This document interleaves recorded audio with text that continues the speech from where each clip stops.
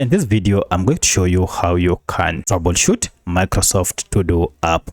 If you are encountering any challenge with your To-Do app, maybe the app is not opening, it keeps on crashing, or it is too slow, or some functions are not working, then there are quite a number of steps you can take to fix this.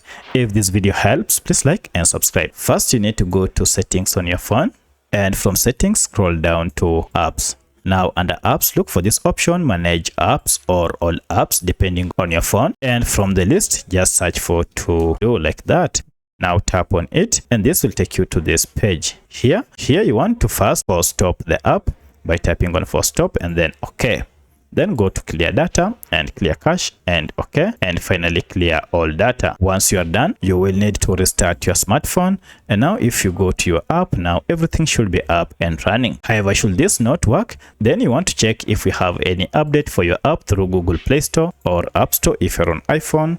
I'll search for the app To-Do, and if I run my search, we have our Microsoft To-Do list app here. And now, should you have an update, for my case I don't, update your app to the latest version. This will fix most of the issues you might be facing. But should the app still keep on stopping, if you are facing that issue, then most likely Microsoft To-Do has bugs. For that, you'll need to uninstall the app and install it afresh to fix this issue. You also want to check and then see that you are not using any VPN app on your smartphone, as the use of VPN might be the reason you are experiencing challenges with your app. So let me know which of these was able to fix your problem. If you have any other question, kindly comment below. Otherwise, thanks for watching and let's meet in the next video.